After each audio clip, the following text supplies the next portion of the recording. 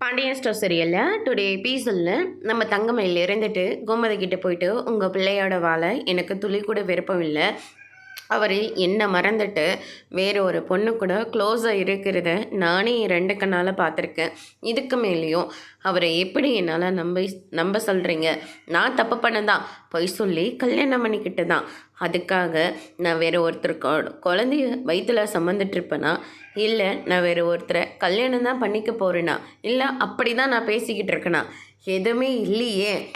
ஆனால் இந்த பக்கம் நான் வந்த உடனே உங்கள் பிள்ளை என்ன காரியம் பண்ணிக்கிட்டு இருக்காரு, வேறு ஒரு பொண்ணு கூட அஃபேரில் இருக்காரு அப்படின்ற மாதிரி சொல்லிடுறாங்க. இதை கேட்டோன்னே கோமதி இருந்துட்டு, நீ அவனை தப்பாக புரிஞ்சுக்கிட்டு இருக்கமா? நான் சரியாக தான் புரிஞ்சிட்ருக்கேன், நீங்கள் தான் உங்கள் பிள்ளைய சரியாக புரிஞ்சிக்கல நான் சொல்லுவேன் அப்படின்னு சொல்லிட்டு தங்கமயில் சொல்லிடுறாங்க. இதெல்லாம் கேட்ட உடனே நம்ம கோமதி இருந்துட்டு என்ன பேசுறதுன்னு தெரியாமல் ரொம்பவே வருத்தத்தோடு இருக்காங்க. அதுக்கடுத்து தான் நேராக வீட்டுக்கு போயிட்டு சரவணன் கிட்ட, நீ இன்னும் அந்த பொண்ணுக்கிட்ட பேசிக்கிட்டு தான் இருக்கியா? இன்றைக்கி மயிலை பார்க்குறதுக்காக நாங்கள் போனோம். மயில் என்னெல்லாம் சொன்னால் தெரியுமா? உனக்கு விவாகரத்து கொடுக்க அவள் சம்மதம் சொல்லிட்டா. அதே மாதிரி அவள் குழந்தைய அவளே வளர்க்க போகிறாளாம்.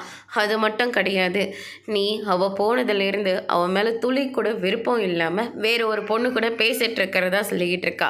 நான் அப்படி பேசுகிறேன்னா ஆனால் உங்கள் புள்ள மாறிட்டார் இல்லை, அப்படியே இருக்கட்டும், என் குழந்தைய தேடி யாரும் வராதீங்கன்னு சொல்லிட்டா அப்படின்ற மாதிரி சொல்லிடுறாங்க. இதை கேட்டோன்னே சரவணன் ஷாக் ஆகுறாங்க. ரொம்ப முடிச்சிருக்காங்க.